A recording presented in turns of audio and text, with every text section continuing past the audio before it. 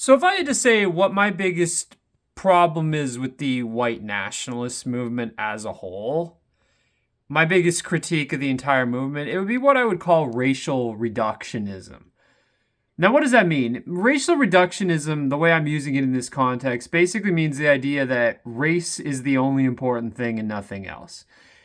Now, it is a bit of a straw man to say that a lot of white nationalists only care about race, because I think they care about other things too, like gender, family values, sexuality, religion, um, stuff like that. Maybe personal freedom to some extent, like some overlap with like libertarianism in that regard, like, you know, in terms of bodily autonomy, like not really with abortion, but more with, the whole thing that happened in 2021. But by and large, I would say to them, the central issue is race. And I do still consider myself aligned with that belief system insofar as I do think the different races of the world should be preserved, the different cultures should be preserved, and that includes white cultures, that includes the white race and the various sub-races within it.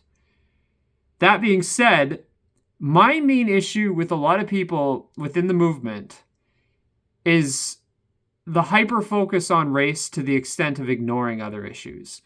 Namely, especially culture, because I think ultimately, if you preserve the bloodline without preserving the culture, you haven't preserved shit.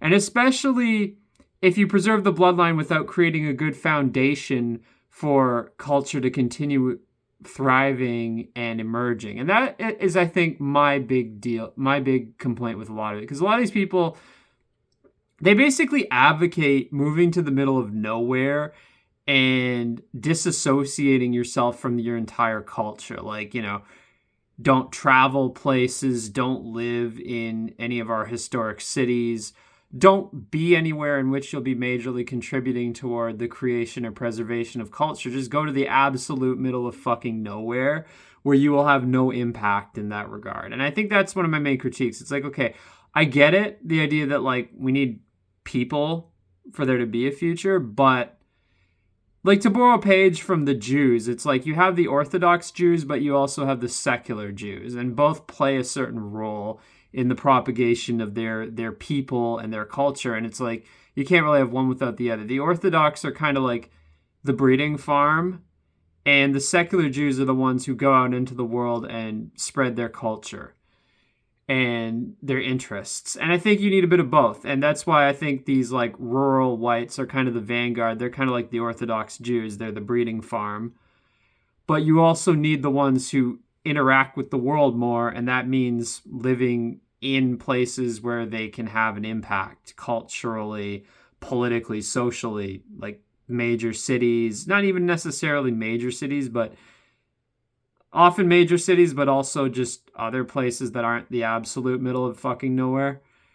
And I think that's part of it, but it's partly just not giving a shit. Like, it's probably that a lot of white nationalists, I feel like they just want to preserve the genetics, and they could give a rat's ass about like preserving our art, our architecture, our culture in any other regard, our cuisine, our music, anything like that. Like, it's just literally about preserving the bloodline and fuck all else is the vibe I get from a lot of these people.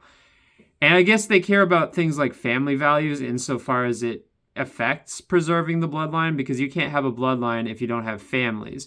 But it's like, I feel like by and large, a lot of them, their only goal is to preserve the bloodline. And beyond that, they are very short-sighted.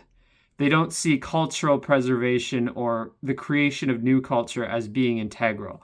And I sort of get the argument you can't run until you can walk, but I also see the argument that the foolish man builds his house upon the sand. The idea that, how it starts is how it ends. Like, if you build a movement on the idea of rejecting culture and only caring about the propagation of the bloodline, don't be surprised if that's the way that things just continue. Like, if you actually succeed in your movement, that you manage to create a society that, yes, it's white, but it ultimately doesn't give a shit about culture or anything other than just reproduction for the sake of reproduction. And that's, you know, I wouldn't be saying this if it wasn't in response to something very real, because I do see these attitudes. Like I follow a lot of these pages, these websites. I see what the people are saying, yeah, not just the leaders, but the rank and file. And a lot of them, they seem obsessed with this idea.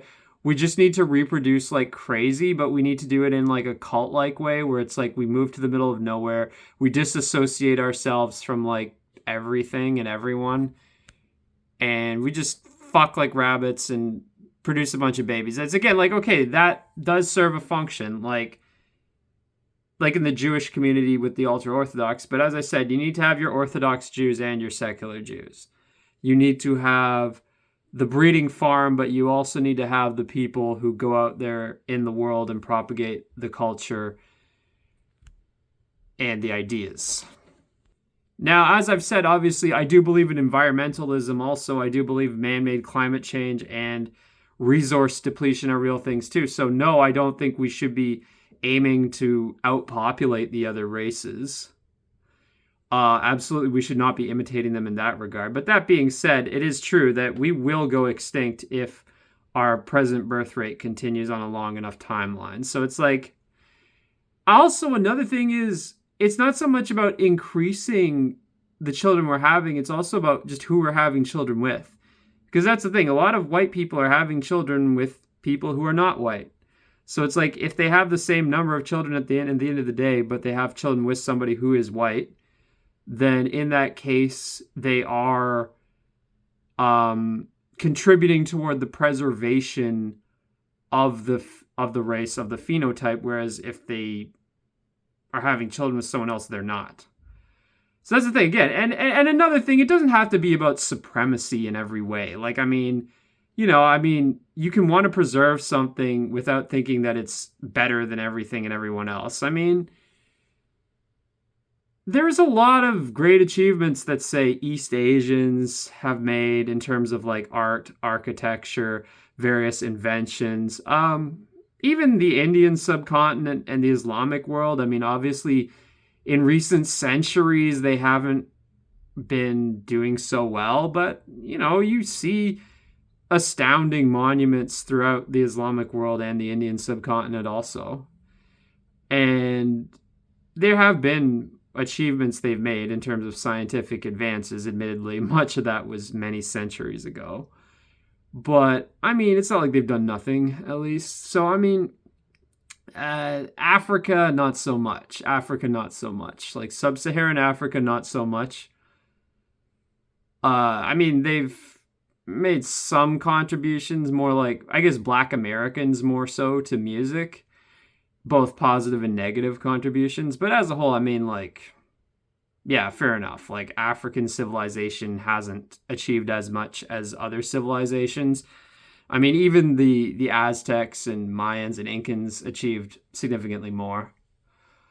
I mean, I would say Ethiopia and Nubia were the closest Africa came to achieving civilization on a high level. But even those were ultimately sort of like the runoff of more advanced civilizations further north, like North African civilizations like Egypt in the case of Nubia, or Ethiopia, I think, imitated a lot from like early Christian Middle Eastern civilization.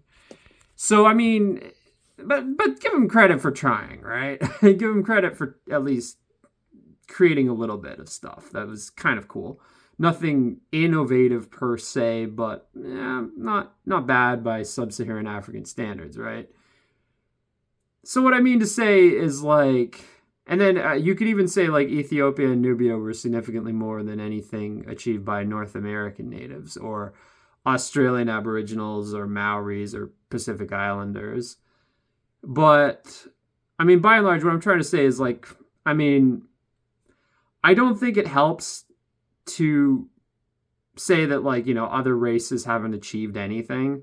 I don't think it's true, and I don't think it's necessary. It's like, and if you want to preserve the race and the culture, there's no need to say that every other race hasn't achieved shit, because it's just not true. I mean, East Asians have achieved plenty, and I mean, even The others have it to varying degrees.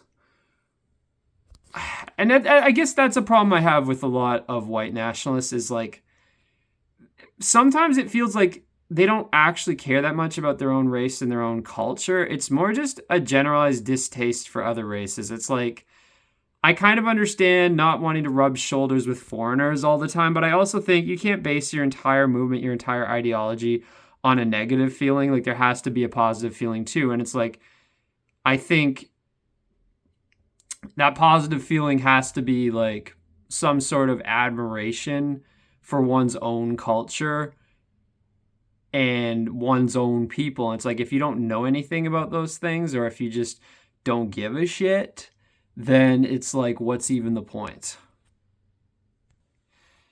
And again, like I mean,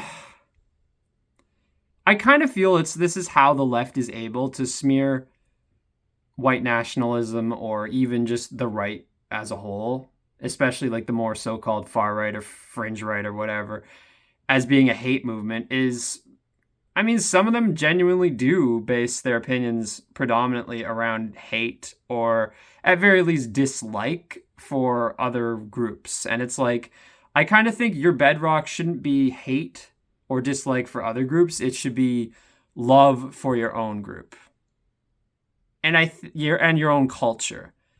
And I think a lot of them fail to live up to that, and that's the problem. And that's why it's so easy for the left to smear, the far right as being a hate movement.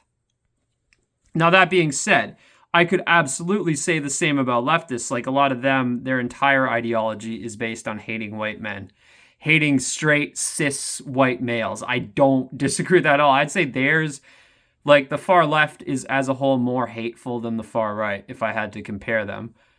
But I do think there is some validity to that critique on both sides. And I think if you really want to win, if you really want to preserve white culture and white people, it has to be about loving yourself. It can't, and your own culture, your own people. It can't just be about hating others or disliking others, even if you don't hate them, even if you don't actually hate them and you merely simply dislike them or you have a distaste for being in a situation where you are the minority, especially when it feels like you're a minority in your own home.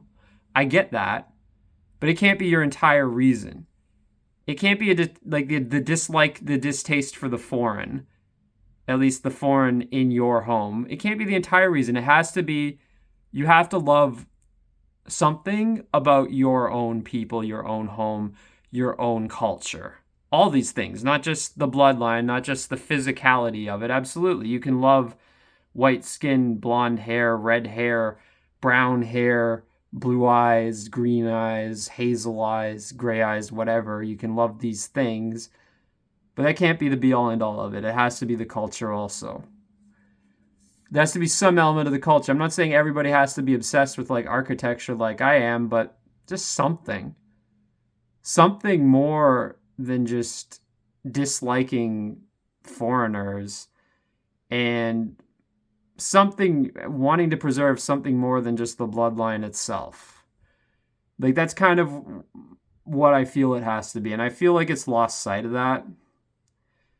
I feel like a few years ago there were more people talking about the culture and now it's become I don't know what it's even fucking become. It's become more libertarian also. Like there's more overlap these days with like all these conspiracy theories and like really like libertarian rhetoric about this abstract idea of government being the problem and shit like that. Like the solution is like anarchy or minimal government or whatever. I'm seeing more of that. But I'm also seeing more like I see fewer people posting pictures of beautiful architecture lately on the right, and it's like not just architecture, but like music, like classical music or art or any of that stuff. Or I don't know. And I kind of feel like that stuff is all central and it has to be central. If not that, even some of the more recent stuff, like if you just have a say like you like even like say classic rock or other implicitly white forms of music, But I don't know, like, or even metal. Metal, for the most part, I would say is implicitly white.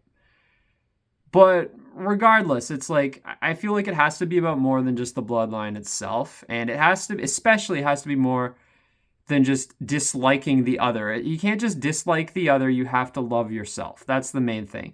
It may not even be that you dislike the other. It just means that you have to preserve yourself. Like you cannot preserve yourself, your own culture when another culture is subsuming you. And they're not and when they're subsuming you everywhere.